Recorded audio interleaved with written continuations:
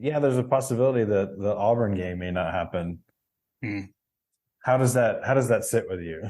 I thought we said this was going to be a PG-13 podcast.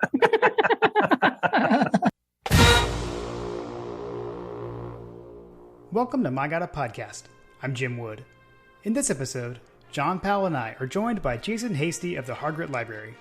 We talk about what Jason does at the Hargrett Library, a special exhibit he's overseeing this fall, how you can visit, and we answer questions from you, our listeners. As always, remember to check out store.mygotapodcast.com to see our latest merch. And you can follow us on social media at My Got a Podcast. Now, let's join the conversation in progress. You know, every episode, the little intro that everyone just heard does start with joining the conversation in progress. And we get questions and jokes about that sometimes. But tonight is proof that is a real thing, and there is a conversation that's been going on. So we have not only John and I as usual, but we've also got a special guest this week, Jason Hasty. And we've asked you enough questions off air that we realized, man, we really needed to hit record. So Jason, thanks so much for coming on My Got a Podcast. Absolutely. This conversation has already gone on like an hour, so we might as well record it. But yeah, thanks for having me. Might as well go ahead and get started. So I'm going to try to do something right off the bat that I'm usually horrible at doing, and we do this at the end. So Jason, why don't you tell folks first off, like, where people can find you and find out about what you do? Where can we send them online? Absolutely. So my official title is the UGA Athletics History Specialist, which just means that I manage the archives of the Athletic Association and essentially function as a university's athletics historian, which is not a bad job to go into every day, by the way. And I work for the Special Collections Libraries. A lot of people think I work out of athletics, out of Butts-Mehre, but I actually work for the Special Collections Libraries at UGA. I work for the Hargrett Library. And we are in the Russell Special Collections Building, which is on the quad across from the new Terry College campus. So we're in the big building with the dome across from Terry College, or the cupola, I suppose. It's not a dome. Okay, got it. And I know I first started interacting, at least on Twitter, through the Hargrett account. So that's easy. Just Hargrett. It's just at Hargrett Library on Twitter. It's just at Hargrett Library. Yeah. The good thing about being named Hargrett is there aren't that many Hargretts out there, so we can pretty much grab up all the domain names with Hargrett in them. Nice. Well, I know I've heard you in a few places. I've heard you on some other podcasts. I know we've heard you on 960 The Ref, the morning show. And you know, we had kind of started talking this past summer about some stuff that you had going on coming up. So I don't know, I guess maybe we could just start with just telling folks a little bit about like what goes on at Hargrett Library. So like if someone, and also like when can you come by? How can people see what's going on, et cetera? Sure. Yeah. So Hargrett, people hear the name or they hear Special Collections, and it's a little bit mysterious. People don't exactly know what's going on because we're not in the main library. We're kind of offset. We do some different things, but basically the Special Collections Library is a collection of 3 different libraries in one building, and all the libraries are devoted to preserving artifacts, preserving broadcast media, preserving documents, anything that needs any kind of special handling or care. So things that you can't just put out on a shelf in the main library and have people check out and take home. So that's what we handle. So all the material in the Special Collections building is accessible to the public. Anyone can access it. So, for example, the Athletic Association Archive, which is what I manage, anyone in the public can come and actually look at the material in the Athletic Association Archive. You don't have to be a UGA student or faculty. You don't have to be part of the UGA community. It's totally just open to the public. And really what this is, and when I say an archive, people may not quite understand that term, but it really is just a collection of material about kind of a single topic or a broad range of under one topic. So, for example, the Athletic Association Archive, it's everything from uniforms to photographs, administrative documents, game day programs, things that fans have made, really is just a huge collection of material. And it is a huge collection. In special collections, one thing we do to kind of determine the size of a collection is to measure it in linear feet. So literally how much space does it take up on a shelf? And the Athletic Association archive right now is about 325, 330 linear feet. Wow. So if you put all the boxes end to end, it would cover just over a football field in length. So one box might have one helmet in it, but another box might have 500 photographs, letters, playbooks, anything. So it's a huge, huge collection of material. So I want to go back to uniform really quick, because we interact with what we call uniform Twitter a lot, and we get a lot of uniform questions. I mean, you mentioned the box might have a helmet in it, so we're talking actual physical uniforms that were practice in and played in, or is this like documentation about them, or like the jersey, or like someone's jersey or someone's helmet and all those things? It's the actual article. It will be an actual jersey, whether game worn or made for the program. It'll be an actual helmet that was used in a game, shoes that were worn in a game, huge collection of silver breeches. We actually have some pre-silver breeches football pants. So yeah, it's the real stuff. You hear that? So uniform police, reminder, they weren't always silver. No, they weren't always silver. I love to make jokes about when we talk about changing things and people are like, it's tradition. It's like, well, we didn't always have the power G on the helmet. There wasn't always a G on the helmet, like I just laugh at that kind of stuff. And I hear that. And my answer is, well, which part of our tradition do you want to hold to? There's a lot of tradition there, and there are a lot of different changes. Not as many as some colleges, but there are definitely some variations. I mean, we're not Oregon, for goodness sakes. But there have been some changes in the uniform over the years. But yeah, it's and the great thing about this archive is because it's open to the public. If you actually want to come in and say, okay, I want to know what we wore before the silver breeches. Yeah. So you can come in and we'll actually put you in a reading room and bring out a box with pairs of pants that we wore before 1939. You're not looking at it behind glass. You're not looking at it from like a safe distance. You're actually just holding it, looking at it, taking pictures of it right there. Literally hand you a box and say, there you go. Do you have to wear gloves and stuff? Am I putting gloves on if I can, can you touch it? How does that work? Totally. Yeah. I mean, with textiles, if they're really delicate, we might ask you to wear gloves, or if there's some kind of damage, but generally no. So the white gloves are kind of a Hollywood thing. This is kind of a joke. This is like National Treasure. National Treasure. Kind of what's the cheesy Netflix treasure hunting show? Outer Banks. I'm like Outer Banks. One of those. Yeah. There are a bunch, like Treasures of the Museum, I think was one. It's like Mysteries of the Museum.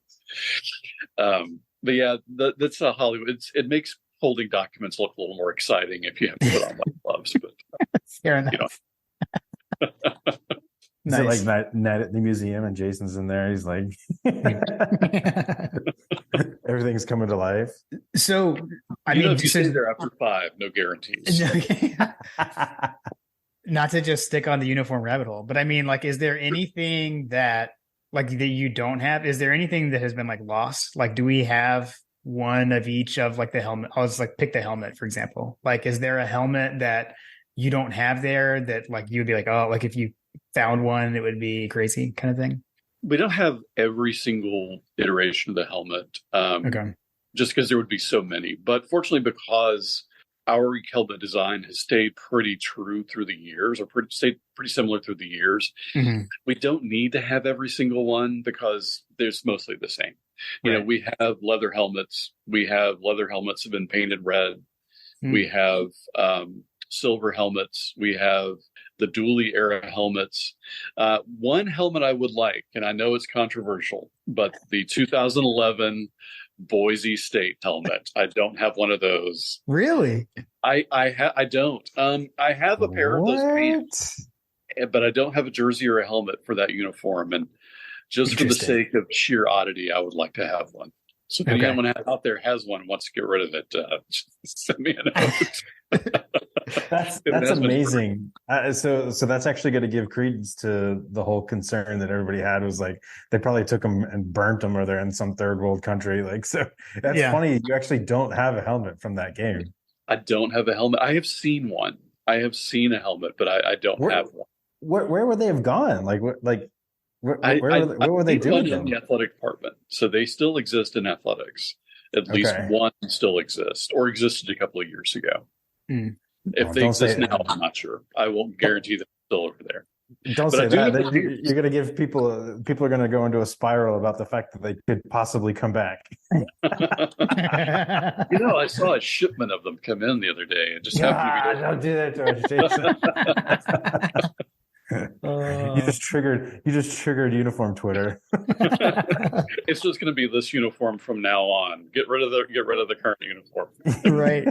I think I'll call it out, because I think we actually stumbled into one of the listener questions. It was 51-7 GATA had asked, "Does anyone know what they did with these uniforms?" And it was those uniforms. So I do have there's at least not a helmet there.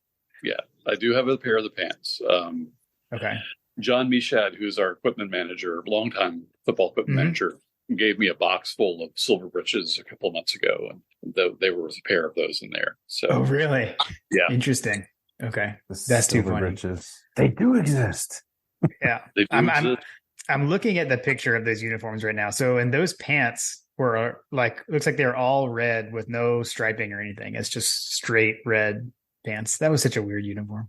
It's a really odd shade of red. It does not look like Georgia red at all. Oh, that's interesting. Because I did not go to that game. I watched on TV. So I don't really, it's hard to pick up stuff like that on TV.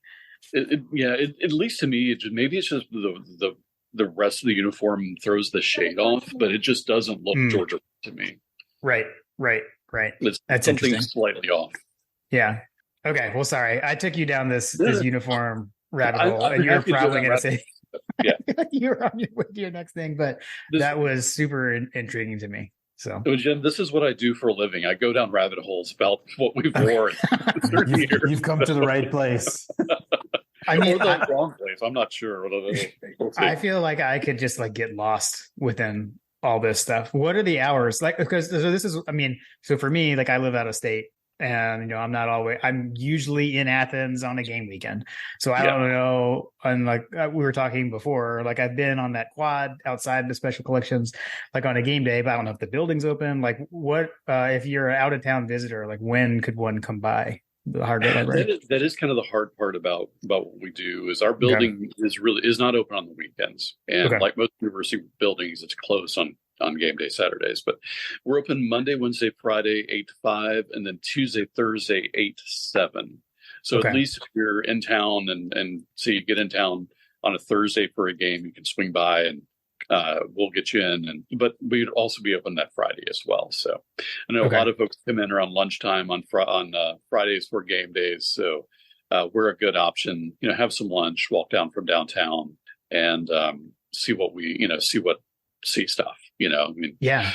You could be, you're on, I'm thinking about it. If you're downtown, you're on your way to the bookstore, you want to buy something, it's on the way there or back.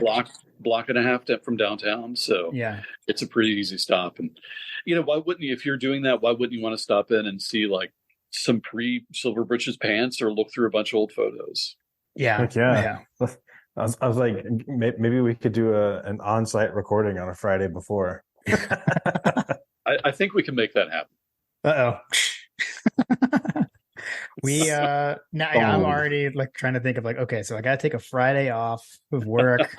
I gotta come down here. I gotta get over there. The Kentucky game sounds like a good day to do that. Kentucky game. Yes, as John says, the Kentucky game looms large. We've got a bunch of people going to be in town. We've got our friend British Bulldog is coming across the pond for that game, so we'll be there at that game. So I had hoped to meet him the last time that he came through, and we never could make it work. So he's already seen all the athletic facilities. You just come down and see the special collections. I reached out and said, if you've got to learn about the history over here. So, but we weren't able to make it work. So hopefully this time he comes through. That's awesome. I love it. We'll get him the word. We'll get the word that there's a request out there. So, speaking of the collections and coming through during the fall, you do have a specific exhibit that you're about to unveil, right? Yeah, so every fall I do some large scale museum exhibit about a different topic in Georgia sports history. I've done Title IX, desegregation. I looked at the 2017 season, which was just for fun, really. And this year, because he passed away last year, I'm going to look at the life and career of Coach Dooley. It's going to be called Legacy, Vince Dooley, 1932 to 2022, and just look at obviously some of the football things that he accomplished, but some of the things that he accomplished off the field as well that people may not know as much about. We have, there's, as you might imagine, quite a lot of material in the archives about Coach Dooley's life and career, and from Coach Dooley, from him directly. And he had a wonderful relationship with the UGA libraries. He actually started the UGA Library Endowment Fund. Our endowment fund is actually the Vincent J. Dooley Library Endowment Fund. He started that with his money, and he was active in that, and really till he passed. So it will be just a nice look at Coach Dooley's life and career, and bring out some artifacts that people might not have seen before or have not seen in a long, long time, and photos that people probably never seen before. So one thing that I'm doing is I will have an area in this exhibit, in the exhibit gallery, where visitors can leave their own memories of Coach Dooley. Just write down, on a piece of paper, put it up on a wall, favorite memory of Coach Dooley, a thought about his legacy, favorite, game that he coached, something that I'm hoping will kind of act as a nice living, growing memorial to him. Certainly because he just meant so much to so many Georgia people through the years. Yeah. Is there any video, anything related there? Like, I don't know, game footage or anything, or is it more photos, artifacts? So this will be photos and artifacts. The Broadcast Media Library, the Walter J. Brown Media Archive, they handle all of our broadcast media. And got it. It's a separate department, and it's a little difficult to display those things at our museum Makes gallery. sense. The noise. The only reason I was thinking of that is I just, talk about like memories and everything. Like I just always, when I was a kid, just always got so into the his like, I don't know, his sideline demeanor, like walking with the play, the leg kicks and all that kind of stuff. Although you probably, maybe there's some good photos of that too. There are some good photos of that, actually. There are some good photos of that. And I was a kid growing up watching Coach Dooley's team, so that was always a fun part of going to a game or watching a game, was seeing him on a sideline. So I think real long-term Georgia fans will appreciate seeing some photos of that. But there is footage out there, and there's footage available through the media archive. And even though they're broadcast media and we're physical artifacts, it's really accessible in much the same way. You go through their website, which is accessible through the UG Library's website, and browse and see what they have. They have plenty of clips available online, and you can reach out to their archivists and say, "Man, I'd really love to see some of this stuff," and they'll work with you on getting it. So digital media is a little difficult to work, or broadcast media is a little difficult to work with because it's so time intensive to scan and host and all that. But they have a massive amount of it, and they're always happy to work with people on finding good stuff. Gotcha. Very cool. So how long does it take to put together an exhibit like this for Dooley? I really started working on this one not long after he passed, thinking about it at least. With Coach Dooley, it's a little different because I knew Coach Dooley. I worked with him on things through the years. I actually did a long series of oral history interviews with him. And it was back in 2017. He and I spent like 8 hours together just in his living room talking and filming it. That was the highlight of my life as a Georgia fan. Trust me. That's amazing. Wow. Yeah. And that's cool. Yeah, that was really cool. And actually it culminated in probably one of the coolest things I've ever done is right before we went up to Notre Dame to play in South Bend. We did a an oral history interview with Coach Dooley, Frank Ross, and Jack Sweeney, who was the starting fullback on Notre Dame's team. Okay.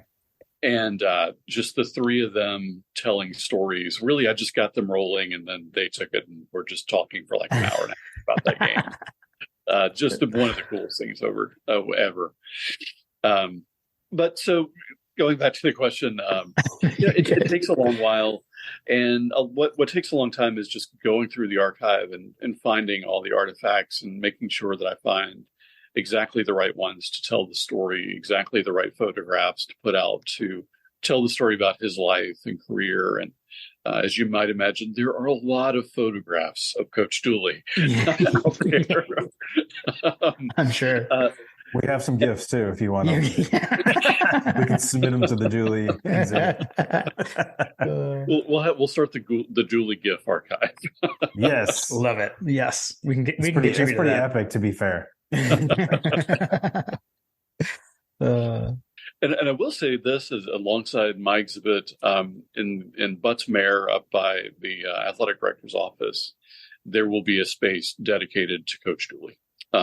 There will be a timeline of his life and career that I've been working on for quite a while now, and we'll have a small exhibit gallery exhibit case over there where I can rotate in and out artifacts about his life. So this will be kind of an ongoing tribute to Coach Dooley through the years. That's really cool. That's really cool.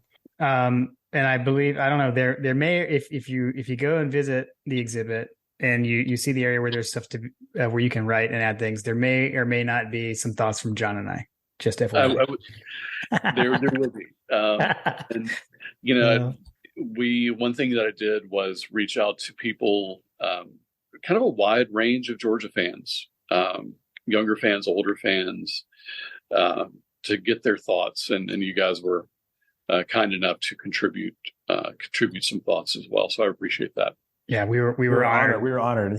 Absolutely, we were honored you asked. So we sat down together and came up with something that we felt like was fitting, and actually even used one of the things is actually something we got from a listener and fraternity brother that chipped into part of that. He's part of where one of our saying came from. So nice, pretty cool. It was very nice. So I hope people will enjoy seeing it.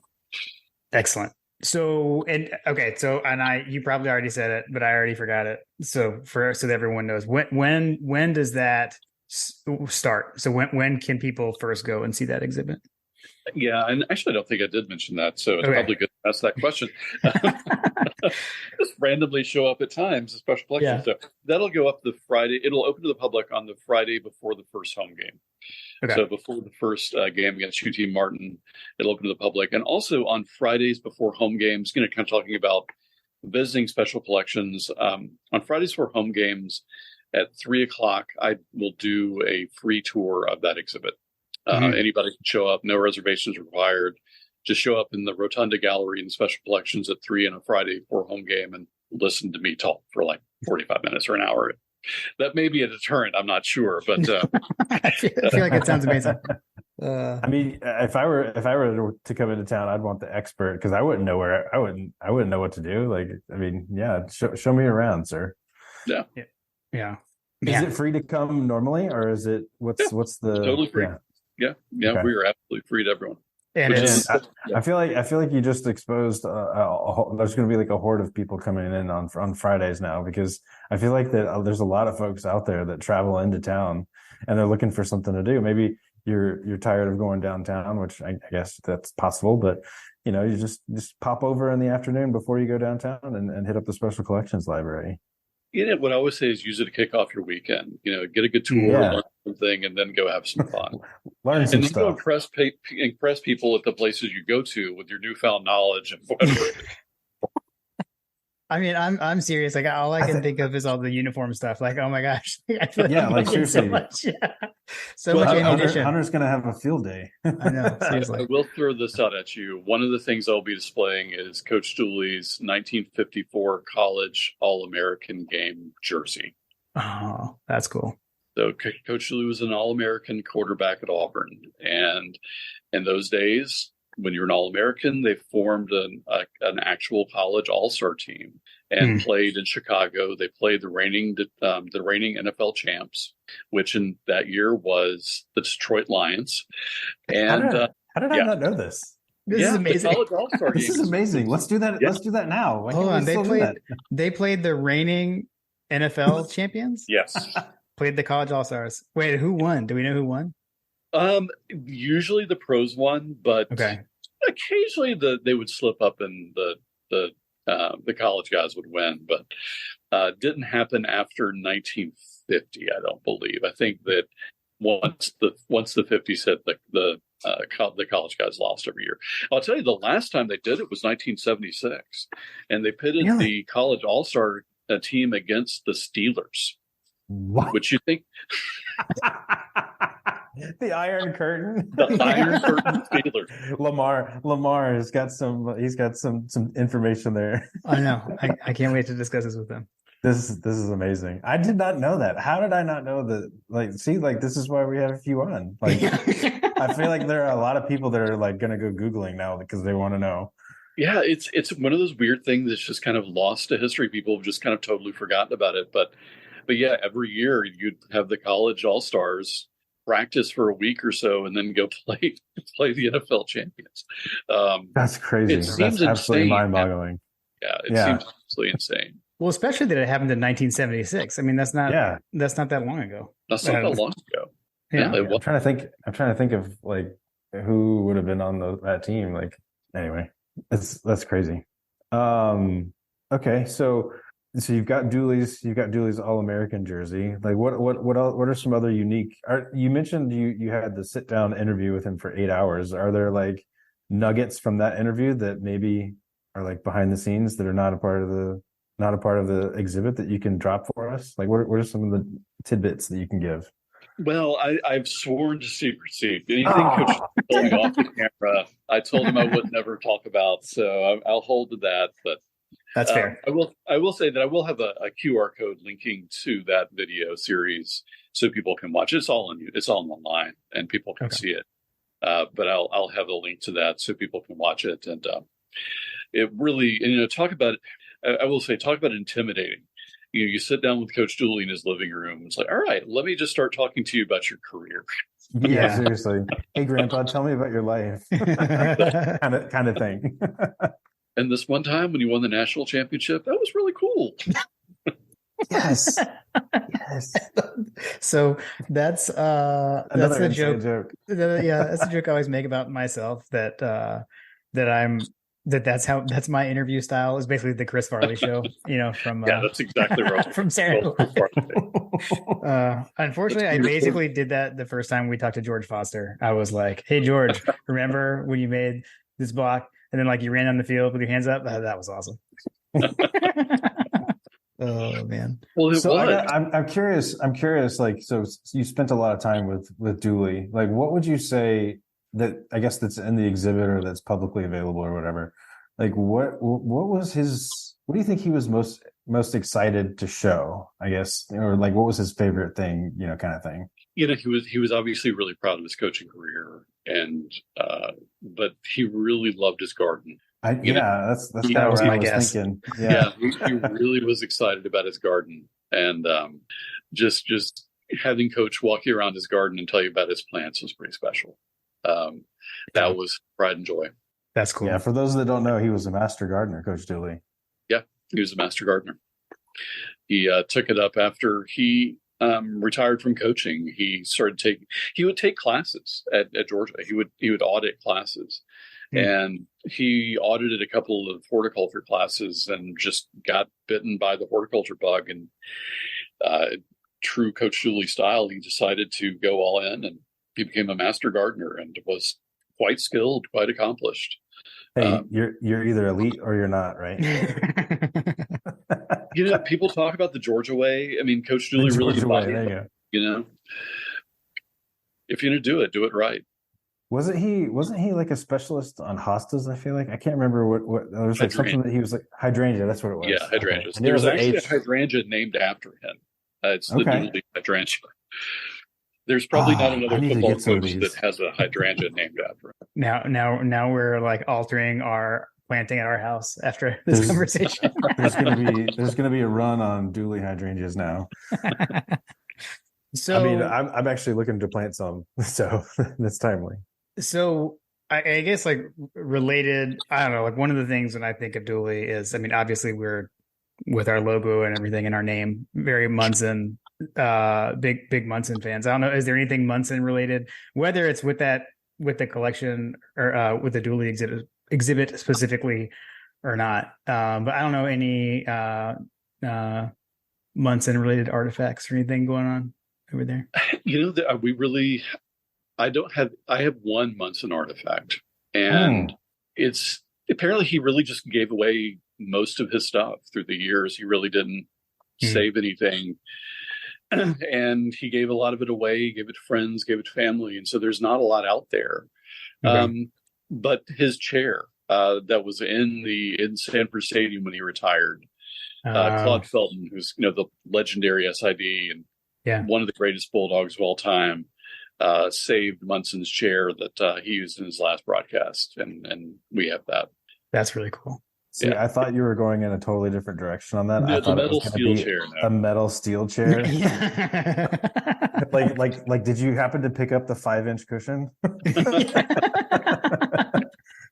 I've always said that is the holy grail of Georgia sports artifacts. If somebody could actually produce that with documentation that was the chair, I feel like the greatest artifact we could have. Is that something that we could get McGarity on? Like, he's a friend of the program. Like, hey, Greg, find this for us.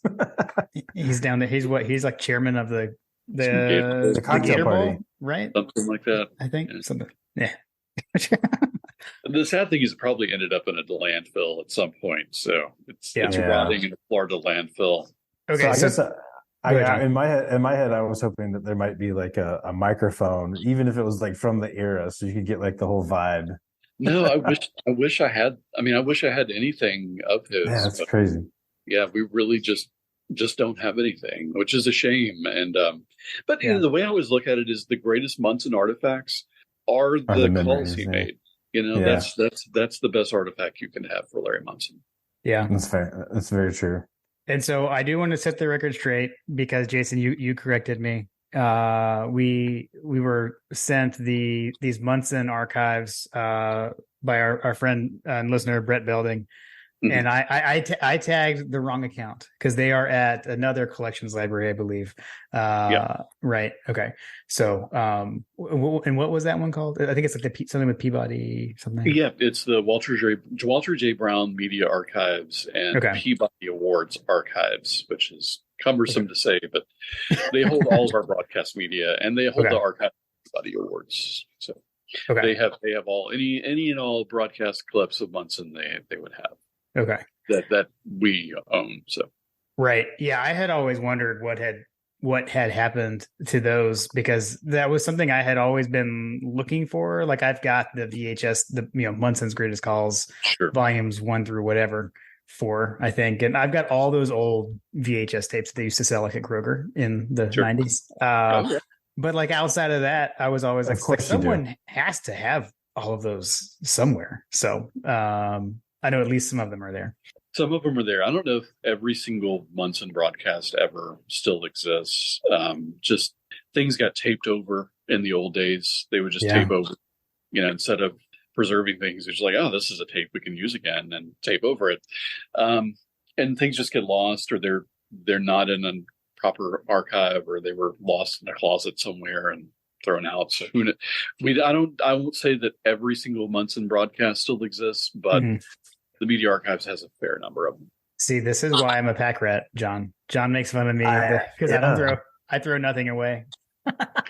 We're gonna be staring into the future 50 years from now, and it's gonna be the Jim Wood Digital Media Archive. Oh man! Well, it'll be every episode of My God, a Podcast, and they're all out there. There you go. It'll be like the Red and Blacks from I'm bad decades ago. Yeah. Is there? So I mean, yes. So I am bad. I actually have stacks upon stacks of newspapers. But is that stuff, would that stuff be in Hargrett Library, or would that be somewhere else too? Like if there's like a newspaper clipping or whatever. So like 80 championship, for example, like front pages of newspaper or whatever. Would things like that be there? Or would they be elsewhere?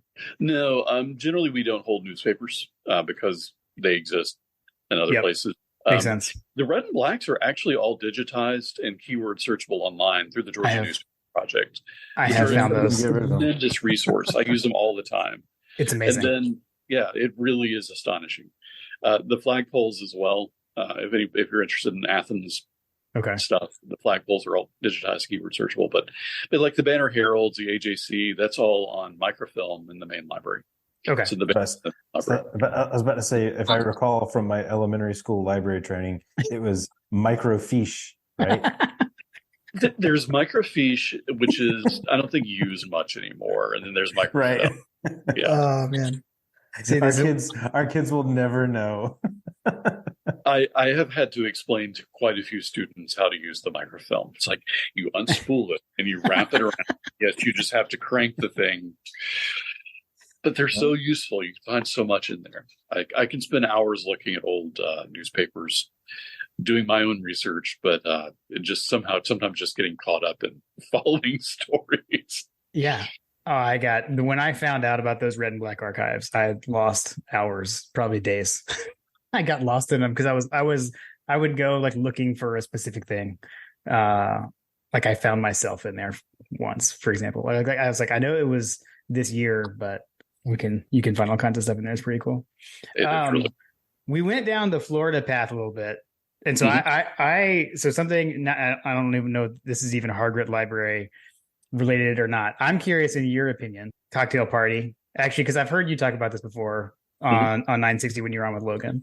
What are your thoughts on staying in Jacksonville versus home and home versus is changing? And I guess both from a historical perspective and even just your own personal opinion. So my own personal opinion kind of is, and this might be obvious, is based on his historical perspective. The cocktail party has never really had much of a home and home tradition. It's been played in Athens a couple of times. It's actually been played in Athens on homecoming a couple of times in the 20s. Yeah. If you can imagine putting homecoming and the cocktail party in Athens at the same time. Day. I think I might leave town for that day. But, the first game was in Macon, which, of course, Florida does not recognize. But the first game was in Macon. It's been played in Savannah. It's been played in Tampa. And it's been played in Jacksonville. In fact, the people in Savannah the alumni group, the Chamber of Commerce in Savannah in the 20s, really were talking about trying to get the game moved there every other year. So we played in Jacksonville one year and Savannah the next year.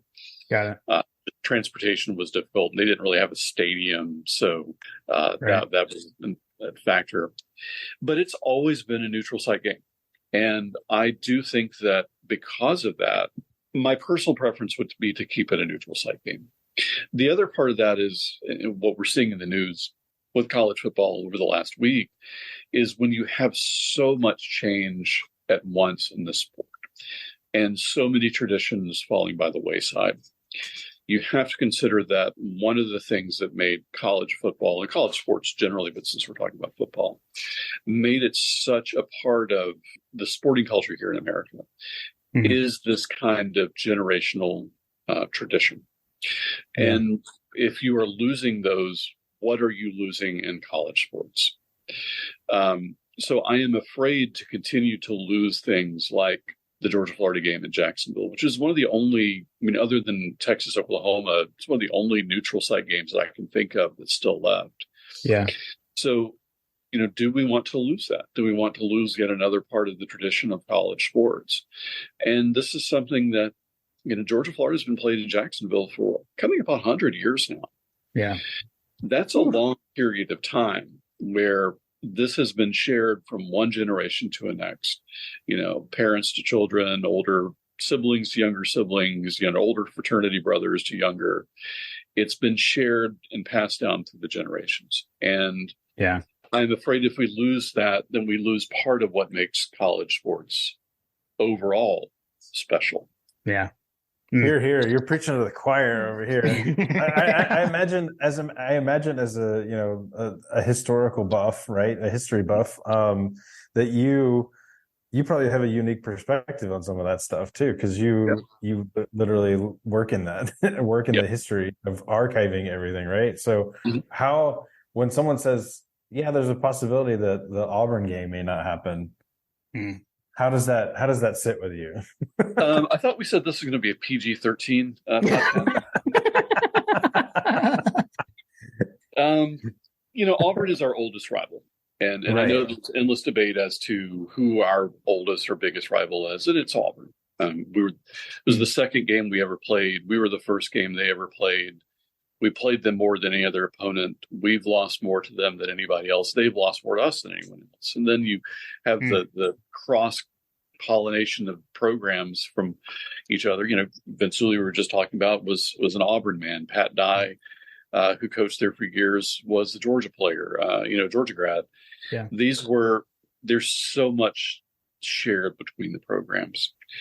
And part of that is the annual game. It's taken 2 world wars to end that game. The only time we haven't played is in World War I and World War II. So every time that, things, really get bad in the world, that's about all that that's about what it takes for us to not play Auburn. And so again, I think that if you lose that, you're losing part of who we are as a program, and Auburn is losing a part of who they are as a program. And we'll also say this, that for many years, Tech was not the last game of the season. Auburn was. Tech was always played before Auburn, and then Auburn was the big game at the end of the year. Now, granted, it hasn't been for 100 years now, but that is part of our history. And to play around with that to possibly end it, like I said, I think that both programs would regret that. Both fan bases would as well. That's been my perspective all along. I said, if anything, if we change anything at all, like we can shuffle the deck chairs on the Titanic that is the college football world that we all love and used to know. That Auburn game has to be protected at all costs. Yeah, I agree. Yeah, I just feel like what are we doing if you don't play that game annually? I mean, I don't know. Like so much of college football, like there are people who are trying to turn it into the NFL and say, well, the NFL is a better product. Well, that's not the point. The point isn't the product. I mean, the point, I guess, that is the product, but about what it is and why we love it, and why you love the college team is very different from why you love an NFL team. It's very different. Well, and the thing that I would say is, the NFL has always been a corporate product. I mean, it was formed in an auto showroom in Ohio as the corporation. Yeah. And was it really? Yeah, it was. Wow. It was. Their founding documents were signed in the back room of like an auto dealership. Interesting. Sounds about right. It sounds about right. And college football or college sports grew organically from the 1860s onwards.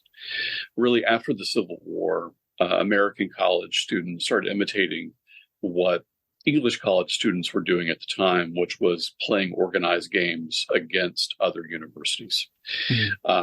And there was no founding document. There was no central control of that at all. And in fact, in the early years, really until the beginning of the 20th century, most university administrations took a pretty dim view of college athletics because they felt that it was taking away from what a student should be doing, which was studying. They didn't really see the value in having students have some kind of pastime outside of their academic work. And so they really didn't get involved in the administration of college athletics. That was all left to students. College athletics in the 19th century was basically what like rec league or club team sports are today. They were organized by students for students without much interference from administration. And so college athletics, whether it's football or anything else, one of the reasons it is kind of weird and kind of funky at times is because it grew organically from that. And college administrations only reluctantly started to get involved in it. And by the time they did, college athletics was so regional in nature that it was difficult really to come up with anything that was national, nor was there any real desire to. People really didn't start talking about having, some kind of national guidelines for college sports outside of the NCAA, which, was really about more safety and some administrative and enrollment regulations. Gotcha. You could enroll in like 5 schools in 1 year, which is what some were doing back then. Interesting. Oh, yeah, we did it too. Everybody did. You ain't cheating, you ain't trying. Huh? You ain't cheating, you ain't trying.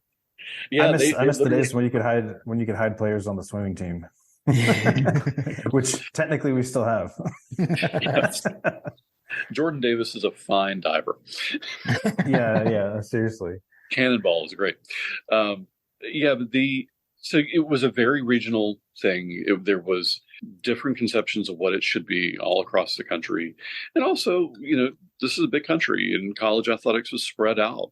It was difficult to admit, it's difficult to know what teams in the Midwest were doing or to compete against them. So if you're in the South or if you're in the Northeast, you're not going to compete against teams in the West very often. So it just became very, very regional. And that's how it developed. And it's only recently that we seem to be moving away from that kind of regionalism model to the more corporate model of the NFL. And that's where I think a lot of this is coming from, is moving from one model to another. And where in one, athletes and fans are kind of at the center of what decisions are made, to another where profits and what the needs of corporations are the center of the decisions that are being made, which is how you end up with, 4 West Coast teams in the Big Ten. And I haven't checked the news lately. Maybe we've added a couple. I'm not sure. Yeah, I can't keep up. I'm not a fan. It's ridiculous. Yeah, seriously. Well, Jason, we always have whenever people come on, we always talk to them about what's your Georgia story. I don't know if you mentioned, but are you a Georgia alumni as well? Yeah. Oh yeah. Yeah. Proud English degree holder. Okay, so wrap a bow around your story for us. So how did I become a Georgia fan? And how did you become a Georgia fan? Like, what's the history of Georgia and in your family? It's pretty simple. I was born into it. Okay. Like so many of us. Yeah, so many of us. I was born in 1975, so I was just barely old enough to remember 1980. I was 5 years old in 1980. And the actual first memory I have of sports, not just Georgia sports, but sports in general, the first conscious memory I have of it is the Beluga Scott play, which is a heck of a good place to start, really. Yeah, seriously. And I didn't really quite understand. I mean, you're 5. I was 5. I mean, I didn't quite understand what was going on, but I have a distinct memory of watching the adults in the room go crazy. I have a distinct memory of listening to Munson make the call. Yeah. So that's where I started. But I grew up, my mother's family were all Georgia fans. She's to this day, is still a huge Georgia fan. Her parents were, her brothers were. My father's family, they really didn't care much about sports. So Dad just kind of pretends to he's glad when Georgia does well because my mother's in a good mood. But he's not a sports guy. So I really became a Georgia fan through my mother. She took me to the first Georgia game I ever went to. It was Georgia Clemson in '86, which, that was when that series was still red hot. So seeing the Georgia campus for the first time, it was eye-opening for a 10-year-old, soon to be 11-year-old. I started school here in '94. I've been a Georgia fan my whole life. That's amazing. And when did you graduate? Well, I ended up being a non-traditional student. I graduated. I started in '94, but I graduated in 2000. So it was at a certain point, I'm just so done. we overlapped. We overlapped. Yeah, we overlapped. Yeah. Oh, when were y'all here? So I was there from 98 to 02. Yes, 4.5 years, but it's okay because I redshirted. That's same. Okay. I was there from 2000 to 2004. Okay, then we definitely overlapped then. And I was working for the university. I started working for UGA in 2002. So okay, I've been on campus a long time. so not a bad place to be.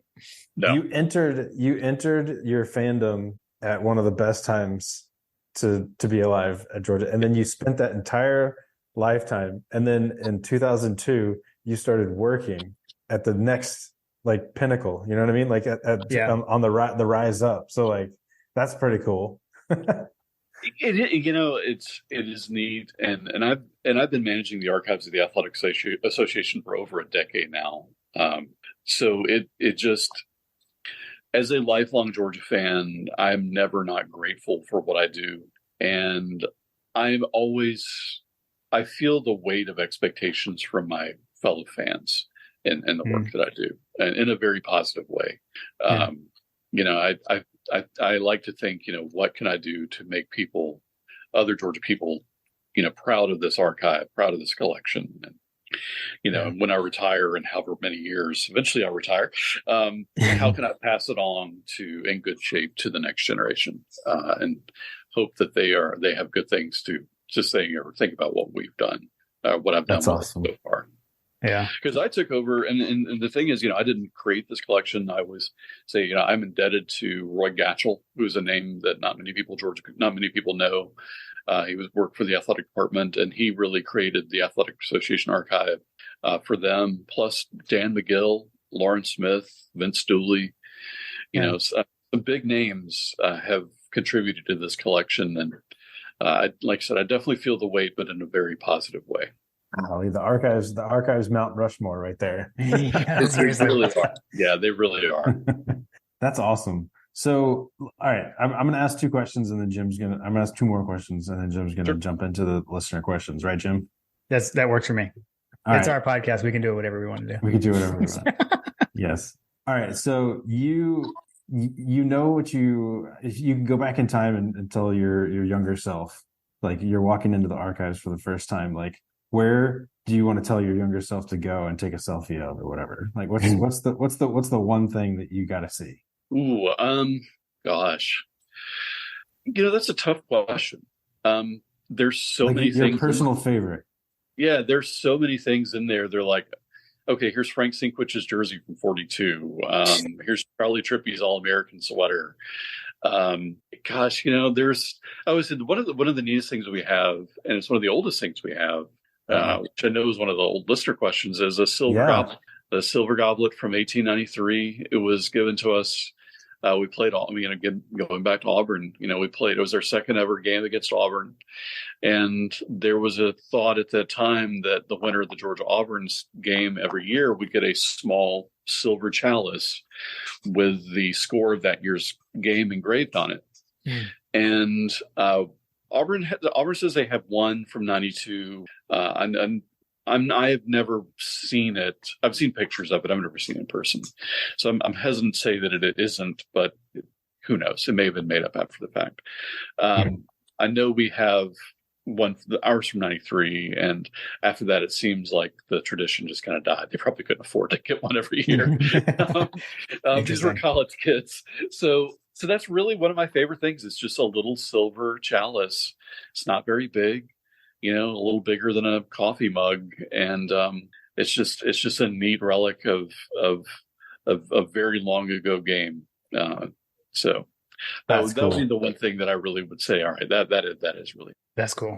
That's cool. That was Chad Jarvis had asked what was the oldest item. Very cool. Well, I will say there's one other thing that is older.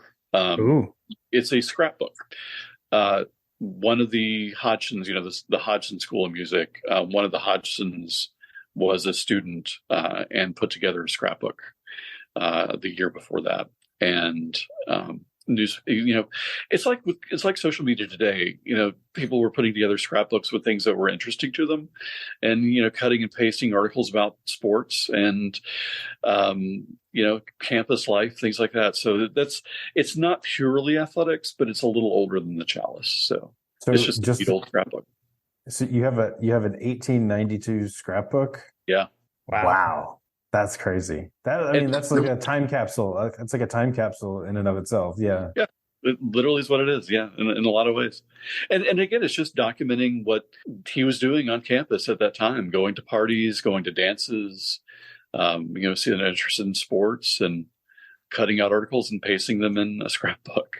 So it's just really neat to go through. Yeah. So the Chalice is your personal favorite. I would say so, yeah. Where does everybody gravitate to? Like, what's the most popular, the popular item? You know what I mean? Ooh, lately we have, we have the play call wristband that Stetson Bennett wore in the national championship game against Alabama. Oh my gosh. Amazing. Yeah. And we have the wristbands that Keeley was wearing when he scored the pick six in that game. Wow. Those are the two big draws. All right. I can't imagine why. Yeah. I'm not saying they shouldn't be at all. Yeah. So now I feel, and you may have talked about this before, the ball though, because that was an Alabama ball.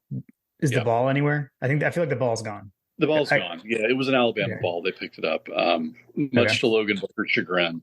That's what I thought. I knew I had heard you talk about that with Logan. Okay. Yes, he's fixated on the ball, but no, it was an Alabama ball, and they grabbed it and and took it back to their sideline. So I'm assuming that Nick Saban had it blown up. That's very on brand. I feel like. Nice. He sat in his office and just stabbed it. I'm not sure. Yeah, that tracks. Amazing. That's all I got, Jim. All right. That works. Well, we as always, we solicited for some listener questions. So Jason, if you can hang around a little bit more, we can at least get the, and we hit a few of them already, but okay. So let's start with some that are not even necessarily Hargrett related, just some general questions. Bubby Dean. Okay. I have a theory on this one, but I'm interested. I want to hear y'all's take. Bubby Dean said, who is going to be holding the ball for field goals and PATs? That is an important Stetson contribution over the last few years that must be replaced and no one is talking about. You guys have any ideas? I have a theory, but I would say it's Carson or Brock. I was going to say it's got to be Brock, right? Yeah. Okay. Whoever the backup quarterback's going to be. All right. I have a theory and I did some research. So here is my research matched my theory. So my guess was Brett Thorson. Okay. And my reason was I've heard Drew Butler talk about this, and I've heard father and son, Kevin and Drew, both talk about this, that they like when that is the case because with special teams practicing, the quarterback has to go through quarterback drills, but the kickers are all together. So if the punter can be the holder, then they don't need to wait for a quarterback to be available to practice long snapping, holding, and kicking. And my research was I went and watched to see who held after Stetson got his curtain call in the TCU game, and it was Thorson. Oh, was it? Yeah. Well, at least the first one. I didn't watch both of them, but the first one it was definitely Thorson because I watched the hometown call that was on SEC Network because I was like it probably wouldn't get picked up on the game broadcast, but shout out Scott Howard, he called that out on the radio call. I would have to go ahead. I would have to go back and look at what happens when a long-standing starting quarterback leaves, who ends up holding the field goals. Yeah. Well, I was going to point out, the fact that we pulled our starting quarterback out of the national championship game and still scored a couple of TDs. It was glorious. It was glorious. Were you out there, Jason? Did you make it out? No. I didn't make it out to either of them. Okay. After the first one, I figure I might be good luck not being there. So totally understandable. I cannot break up what I've done. I did it for the Rose Bowl, so I can't. I can't vary it at all. Understandable. Let's see. All right. Friend of the show, Tim Riley, no longer miserable in Minnesota. Happy in Georgia, I guess. We need a moniker. We need to change it up. All right. What will be the biggest home game and biggest away game this season? And yes, Jacksonville's an away game. It ain't played in Athens, Tim says. What do you guys think? Jason, you're the guest. What's your biggest home and away game for the year? Well, obviously, UT Martin will be the biggest home game. Yes. Everyone is getting on. I mean, honestly, I'm going to say, Ole Miss. Yeah. I think Ole Miss is going to be pretty good this year. I think when they roll into town, it's going to be a good, big game. I think that'll have a good atmosphere. And, Kirby's 0-1 against Ole Miss at Georgia. Yep. Yeah. And as Logan pointed out on our last episode, he still needs that Mississippi win, that Ole Miss win to complete the collection. That's right. Yeah, it's the only. Right? Isn't that right? Only SEC team Kirby has. The only SEC team he has not beaten. Yeah. Yeah. That loss in 2016 was embarrassing. I'm sure that is still on his mind. That was not a good day. It was brutal. JP, you want to hit us with a road game? What's your biggest road game? The biggest road game is going to be Tennessee for sure. Yeah, I agree. Okay, that was actually my two. Shocking, I got a podcast theme of agreement. those are my two. Exactly. I think Kentucky, maybe I could put up there for a home game, but I'm going to go with Ole Miss. And we used to play Ole Miss so much, and we don't play them as much anymore. So it'll be fun. And Hunter will be there.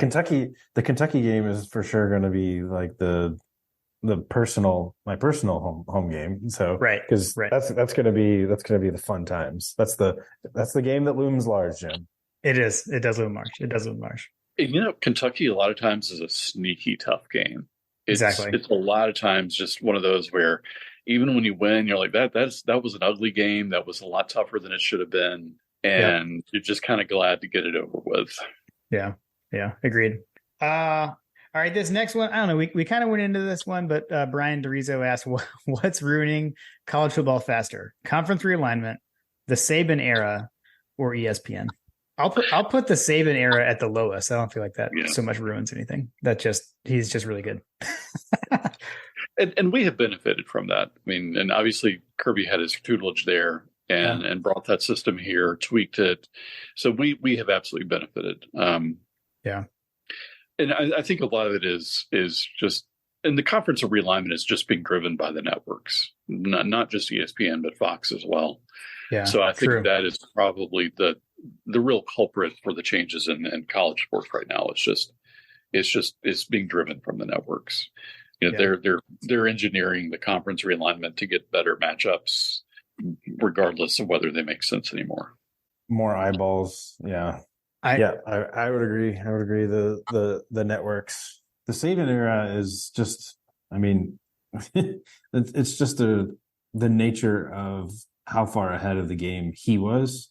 And I think there's certainly some arguments to be made that NIL at Alabama has been in existence, and frankly has been existence everywhere in the SEC, but maybe he was just doing it at the level that we should have been doing it, Well, I think his focus on recruiting and that was the difference maker of having a model that you can go after, and not just going after players who are pretty good, but having a model of what he wanted and going after that each and every year and stacking one great recruiting class on top of the next. That was the game changer for him. Yeah, I think great coach and all that, but he really he was so far ahead of the game and taking advantage of the recruiting than anybody else.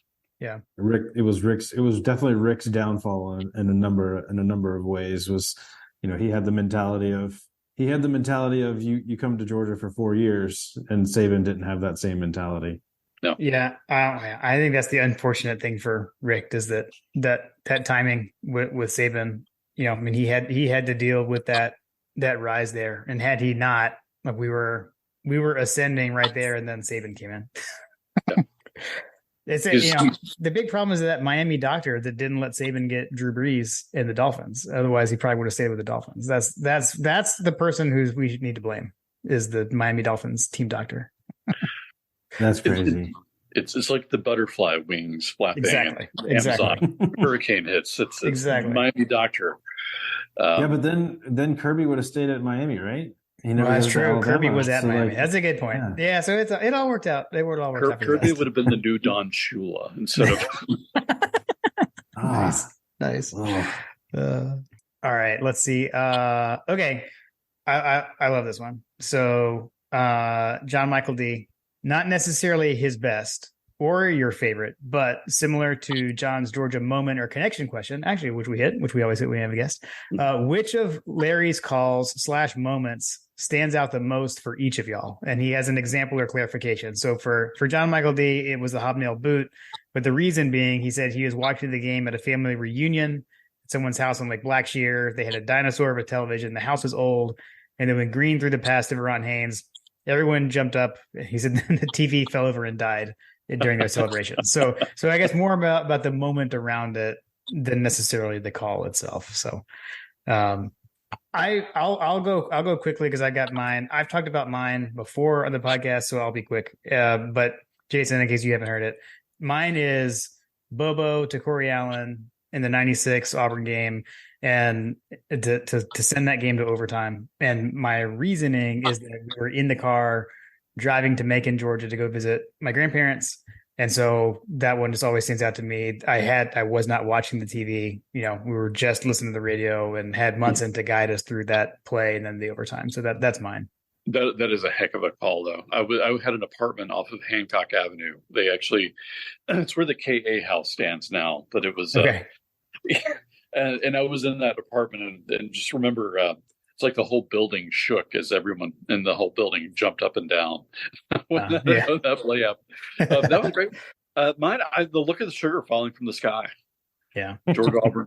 It's just such a weird thing to say. as Larry was wont to do. Yeah, seriously. It's very descriptive. You know exactly what he meant, but it's just such an odd turn of phrase. And so that's just one of those that has always stuck with me. Yeah. I'd say that like I guess you talking about that just made me kind of question my guess. So like when you talk about best, like from a radio announcer's perspective, like what's the best call? I actually think that the Florida Gators call, because like I think about like when you're talking about guys that are announcing big, like impactful moments on a team or on history or whatever, they let the announcers kind of paint the picture for you. Mm-hmm. And I think that the Florida Gators, the Run Lindsay call is like he basically teleports you from any point where you're listening to that booth. You're sitting right next to him watching that play happen. Yeah. And I just every time I hear that call, I visualize like what he was talking about and what it was like sitting right next to him while you're watching one of the greatest plays in UGA history. That is like the quote unquote best from an art standpoint, in my opinion.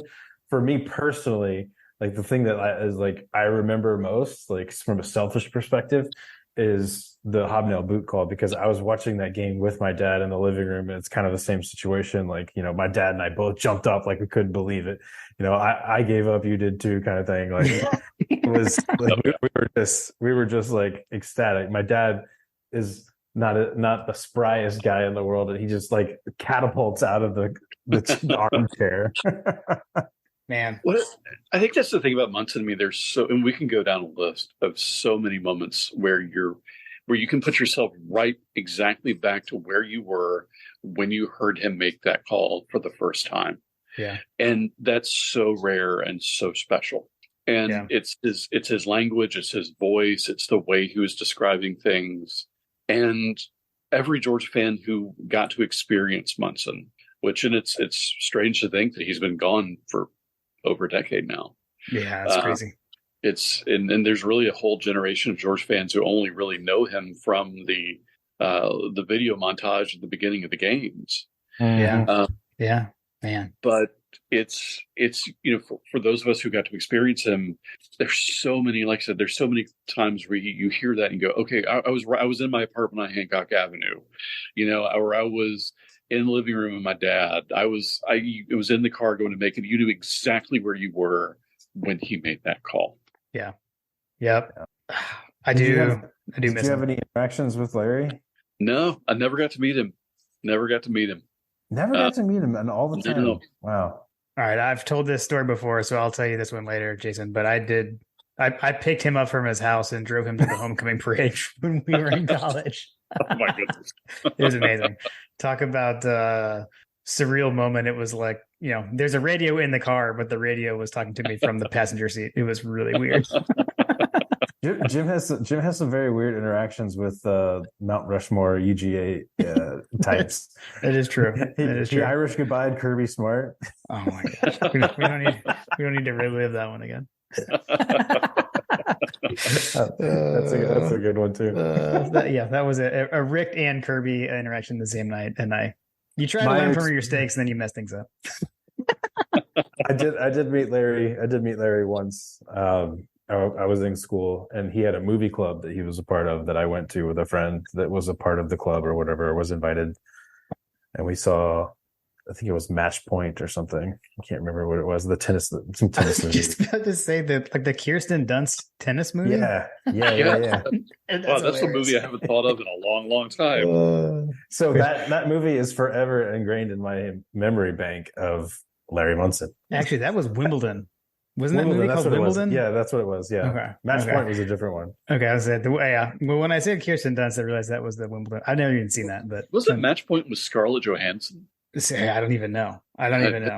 For whatever reason, I think it was. We talked about, we've gone off the rails. But Wimbledon came up recently, and I was making a joke about it.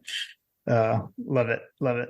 All right, we've got some more direct.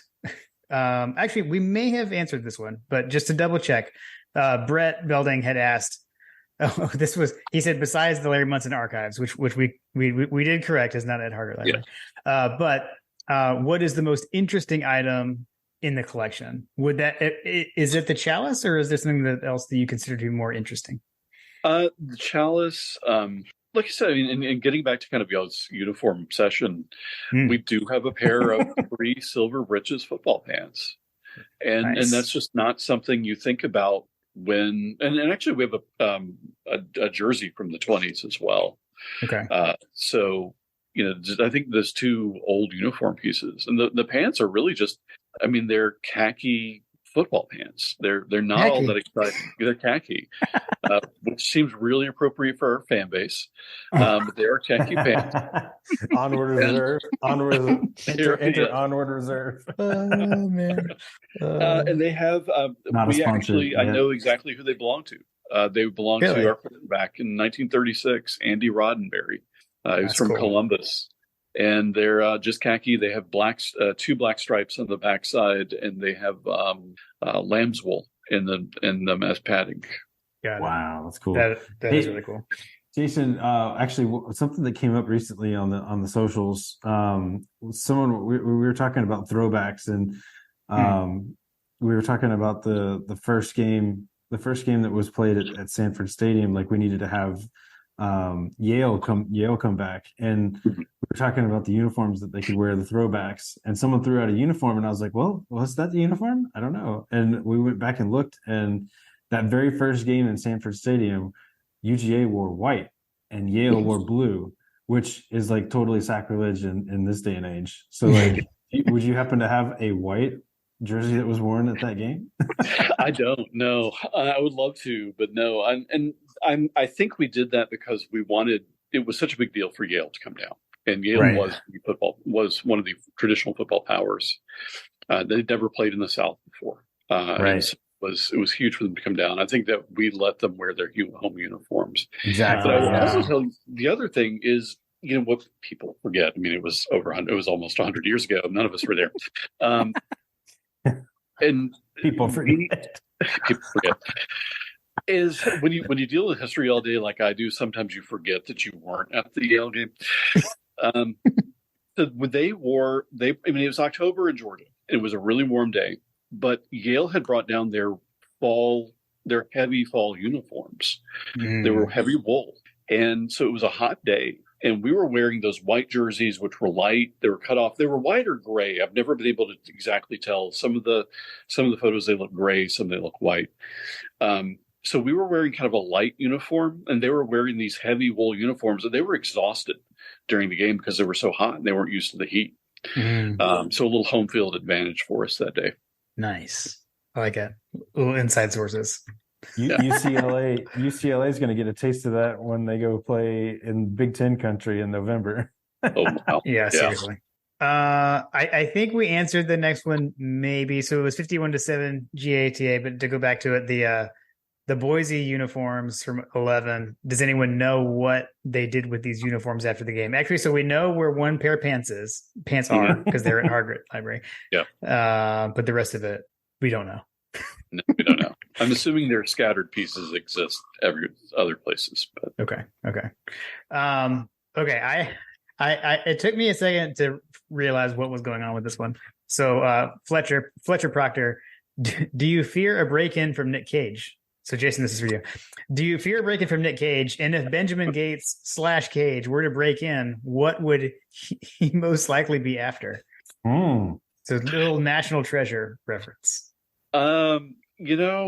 Assuming he was just after sports stuff, and Nick Cage just strikes me as big sports guy. I don't know. I mean, can I reframe the question and maybe help you?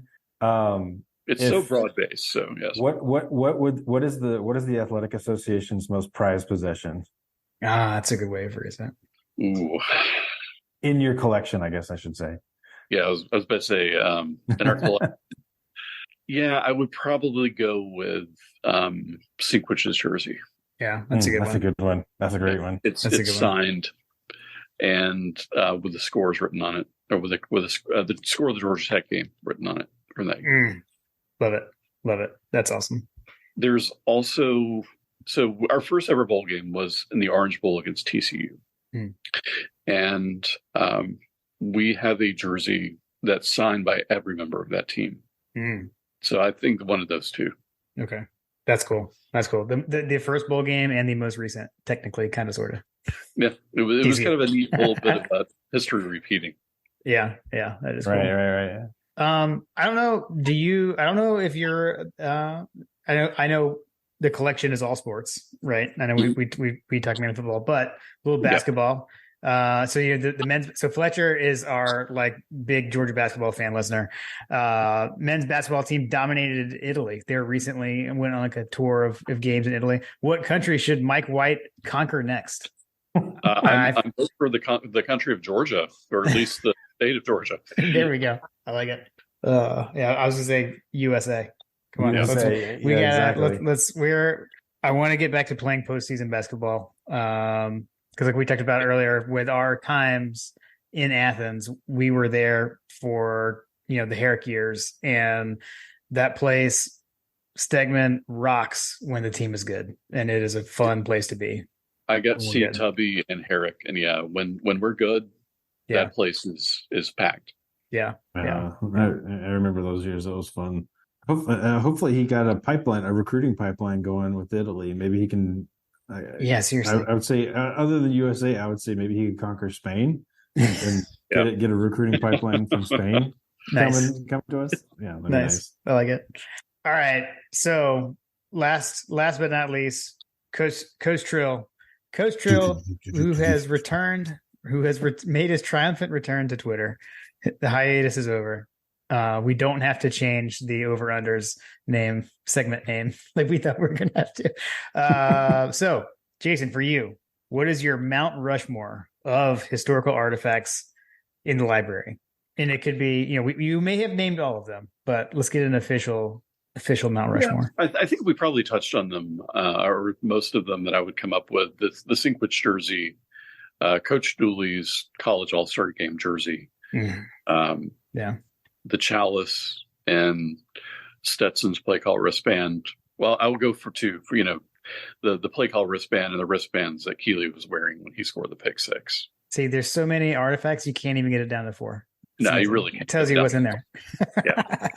Out of curiosity, how did you guys come to get the wristbands for both of those players? Was that something that was requested, or were they just like, here you go?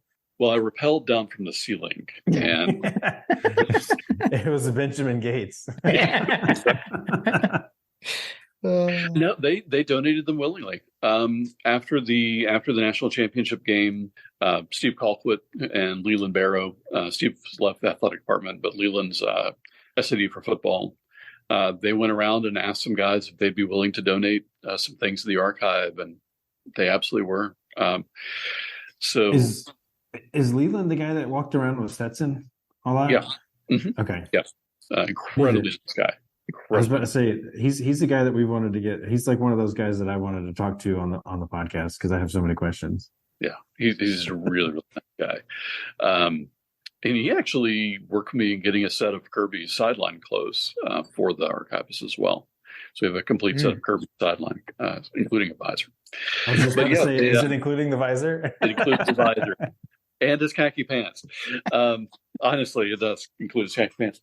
But yeah, they all donated willingly. They weren't told to. They weren't requested to. They were told what it was for, what they were being collected for, and those guys were said, "Yeah, we'd love to." So like Stetson still had his wristbands, and he donated them, and same for Keeley. Yep. Interesting. Yep. Okay. They peeled them off. Okay. And there you go. And honestly, after the Rose Bowl, Sony donated the gloves that he was wearing when he scored the winning touchdown, and he had the ball, so he donated that as well. Really Nick cool. Donated his cleats. So, guys do donate stuff to us. That's crazy. Probably because they don't realize how much they would probably want to keep them later. There you go. Well, and the thing we always, the thing is, they know they can come back and see them. They're not going to lose them. Yeah, exactly. They're not going to lose them in a move. They're not going to get stolen. It's going to be in a safe. They're going to vault. It's like the greatest storage unit you could ever have. Yeah, seriously. Yes, yeah. So if I stop by and I'm like, I want to, and then can I pick these things? If I come back, I could say I want to see some of these gloves. Yeah, amazing. Absolutely. This is so cool. Yeah, I can't wait to come by in the fall. I'm so excited. Yeah, really. The catalog is online. It's all online. You can just look and see what all that's in there and say, these are the things I want to see, and then we'd be happy to bring them out. Yeah. So like a Chinese menu, like I'll take one Stetson Bennett wristband. I'll take one Sinkwich jersey. Pretty much, yeah. Okay. It's like the sushi menu you fill out. It's like, that's exactly it. Nice. Okay, Coach Trill had for all of us Mount Rushmore of UGA home games attended. So I guess your top 4 home games you've attended in person. For me, Notre Dame. Yeah, that was a good. Yep. That was just really special. Seeing Notre Dame come out on the field, and I know it's easy to kind of knock Notre Dame a little bit, but for what they represent to college football history and the tradition that they have, seeing them come out of the locker room onto that field was really special. Then Tennessee last year, not even thinking with recency bias. That was just a heck of a home game and an electric atmosphere. I will go back to the first home game I ever attended, Georgia Clemson in 1986. Just walking into seeing campus for the first time ever, seeing the stadium for the first time ever, walking into the stadium. That was just, I still have very, very deep memories of that day. It was just a really special day. And, oh, goodness. Those are 3 good ones. That's 4. I'll say the Georgia Tech Reggie Ball game. Yes. That's a good one. That's a really good one. Yeah. It was a great game. It was a great game. And Reggie Ball cemented himself in the lore of Georgia sports that day. It's one of our greatest goals. Man. All right. That was 06, right? It was 04, wasn't it?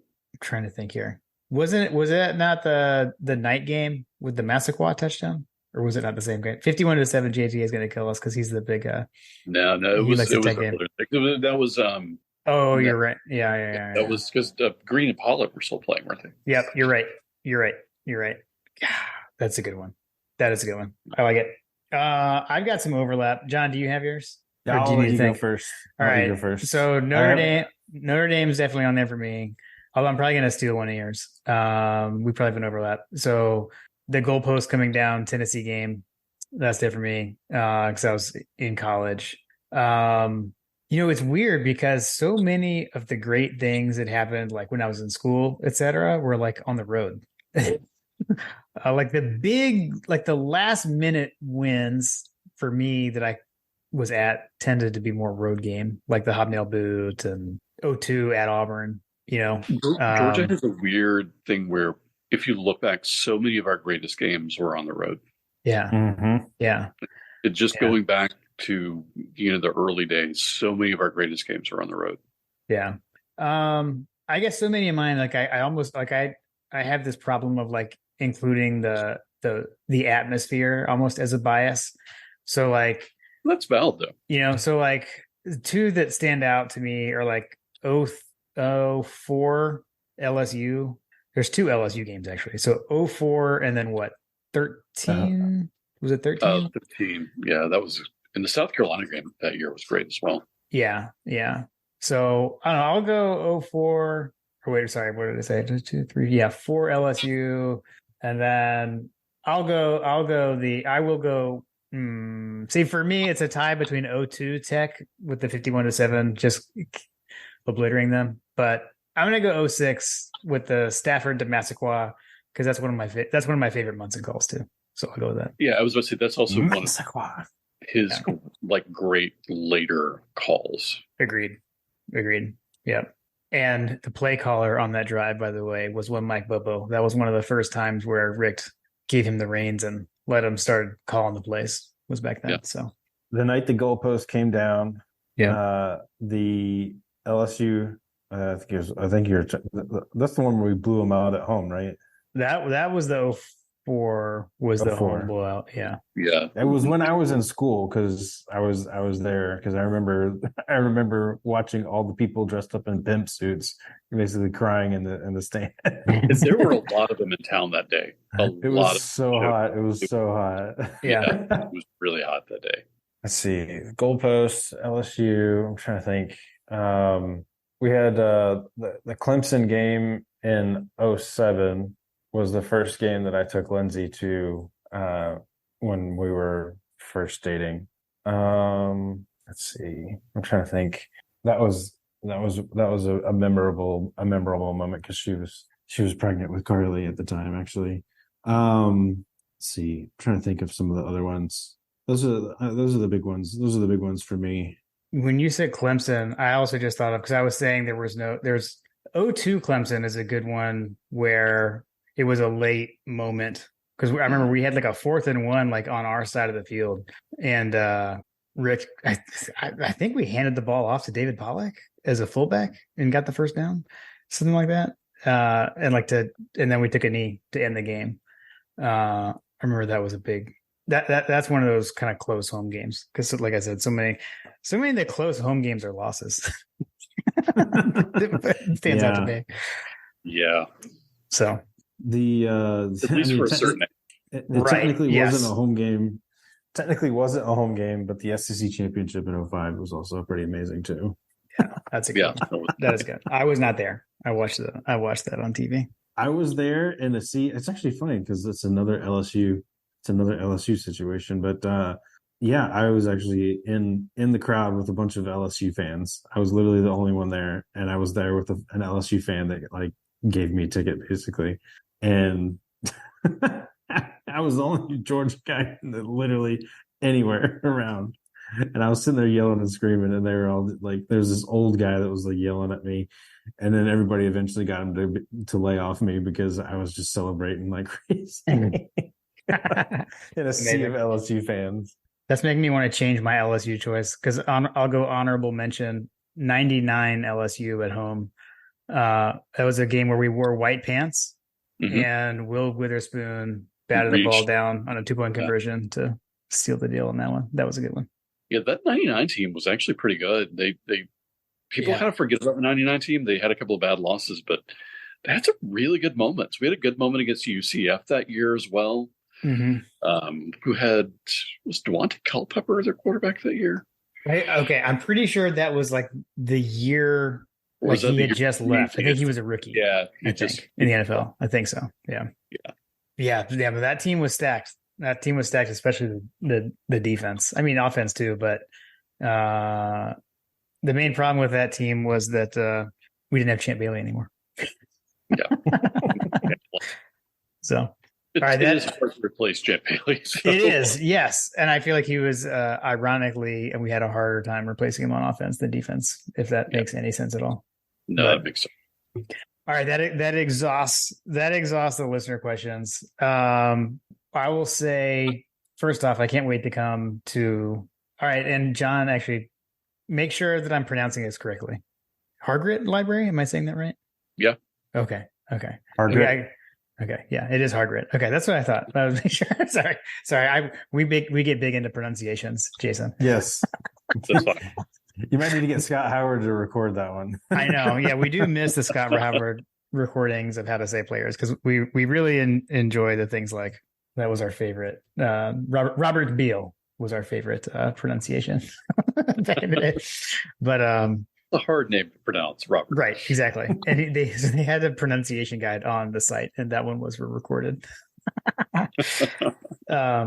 But I can't wait to come see the exhibits. Like we said earlier, we were definitely honored when we had the conversation around being able to contribute something to the Dooley exhibit, and I'm super excited for when it opens. Well, like I said, you guys are welcome to come on down and let me know, and we'll pull out some things and let you see some neat stuff from the archive. That would be awesome. So, yeah. I mean, it's definitely going to be something that I'm going to add to the repertoire there. I'm definitely going to try to come on Kentucky. I'm looking at ways to get up there and stay overnight on Friday.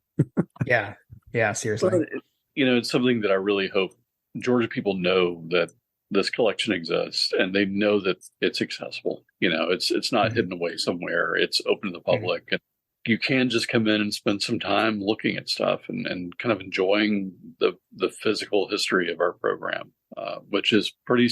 And we are very special. It is very special that we have this collection because not many universities have something like this, and certainly not to the extent that we have it. So I hope all Georgia fans take advantage of this and come and see it at some point. Yeah. Amazing. I feel like we need to get a marketing campaign for you on the TikToks. We need to get you with we need to get you with the dog father on how to get the TikToks going for the library. Because I feel like that you're like there's definitely ways to get the word out there on because I guarantee you that there's a whole swath of the fan base and the student body that has no idea that you guys exist. Okay.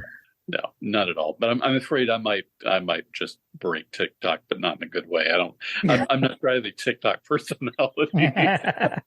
You'd be surprised. Well, we'll send as many people we can your way.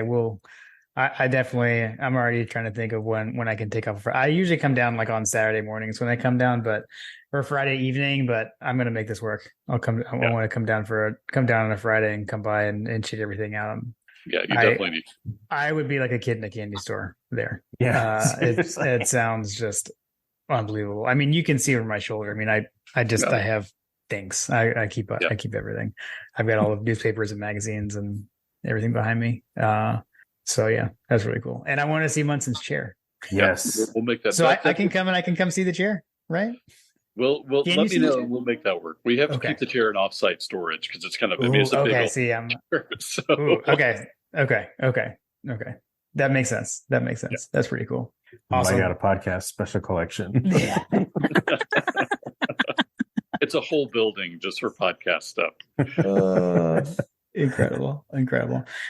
Well, Jason, thank you so much, man. This has been a lot of fun for me. I'm sure, like John said, hopefully, I think we've probably educated and try to get the word out there, folks to come see you. Hey, I just enjoyed talking college football with you too. I think you got a really good perspective on things. I don't know, just through your career and what you've done and what you do, you just know so much about the history of the game. It's pretty cool. Yeah. Well, thank you guys. I really appreciate you having me on, and it's never a bad time just sitting around talking about college sports. So, Yeah. but I really appreciate you guys having me on and taking the time, and hopefully, like I said, see you soon down in Athens. Awesome. Yes, sir. All right. Go Dogs. Go Dogs, guys. Go Dogs.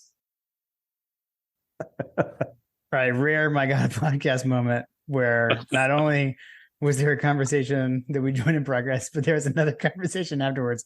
John, I'm going to let you set the stage. Oh, well, we totally forgot because Jason and Logan Booker, our last guests, are good friends and they go hiking together. And if you haven't followed Logan on Instagram yet, go follow him. He just went to, was it Zion? He went to Zion National Park, I think it was. Yeah. But Jason and Logan have, they hike the AT quite often, right? And there's an interesting story that you guys had fairly recently. Oh, yeah, it was maybe 2 years ago now. So we were hiking from Hogpen Gap to Unicoi Gap, which is like a 16-mile stretch of the AT. It had been snowing that day. Up in the mountains, which we really didn't realize when we set out. We knew it was going to be cold, but we didn't realize there was going to be a lot of snow. So we'd been trudging through the snow. We were both very cold. At some point, we stopped to catch our breath, and I look up, and maybe 50 yards from us, probably not even that, sitting in a tree looking down on us is a gigantic black bear. Mm-hmm. And the bear had no interest in us. It was very sleepy. What it was doing in the tree, I have no idea. But it looked at us. We looked at them, or we looked at him, and basically said, maybe it's time we move on from here. And so we moved very quickly away, even though we both knew the bear had no interest in attacking us. It was a very sleepy bear. I feel like we need to call Logan out because he always says he wants to fight a bear. He wants to fight a bear, exactly. That is the true unvarnished story of me and Logan and the bear. So it's not as exciting. There was no chance to fight it. I hope Logan does get his chance one day to fight a bear. Neither of us were in any kind of imminent danger. So yeah, a little anticlimactic, but that's the whole truth about the bear. It was not the cocaine bear by any stretch. No. If it was sleepy post cocaine binge bear. Logan had a theory that he didn't want to be wet from the snow, or wasn't expecting to be wet from the snow, and so he climbed the tree to get away from the wetness. Could be. Yeah. Could be. That's crazy. I don't know what I would do if I came face to face with a bear, but I guess that I don't know. I guess are the black bears the ones that are like less aggressive than like a grizzly bear? Yeah, you really have to work to get a black bear to attack you. Right. Okay. It's like a life-size version of Winnie the Pooh, because I think Winnie the Pooh was modeled after a black bear, right? Something like that, yeah. But no, they don't really have much interest in dealing with people. Certainly not in radio hosts. So he's like, hey, tell me what you think about Georgia's season. Should the Jacksonville game be moved to Athens? These are the things we would talk about. All right. Well, we couldn't leave without talking about that. I mean, frequently, John and I talk about something after we hit stop, but rarely do we hit record again. But we had to in this. We had to hit record because we just had Logan on, and he just told us to talk about the stupid story. We didn't talk about it. Well, I'm glad to get the record straight about the bear. I know I'm kind of a wet blanket here, but I'm putting the historical record. I like it. There we go. I like it. I like that perspective. Is there any other stories that we need to hear about Mr. Booker? No. Logan's a good guy and a good hiking partner. So. Awesome. Yeah. Are you guys going to hike the full AT? Guys I know. Are you guys going to hike the full AT at some point? If I have 6 months off work somehow and much better knees. Oh yeah. Yeah. That's fair. What was the elevation gain in the section that you guys were going on? Oh gosh. Out of curiosity. I don't remember. It's not too extreme. Yeah, It's not too extreme. Okay. Even of all the North Georgia trails, that one's not too bad. Got it. Fair enough. Sounds amazing. I'm very jealous of Logan's travels out to Utah and to Zion and all those things. And he even went to like the BYU game. So like he's Mr. Outdoorsman. He's just living that dink life. With the palatial lake home and the Western adventures. The woodworking shop, that Bob Vila would be proud of. And the Peloton. All right. Well, I don't know. I guess we sign off again. Do we give another? I don't know that we've ever done this really this way before. If you're going to sign off, you might as well sign off. Go Dogs. Go Dogs again. Go Dogs.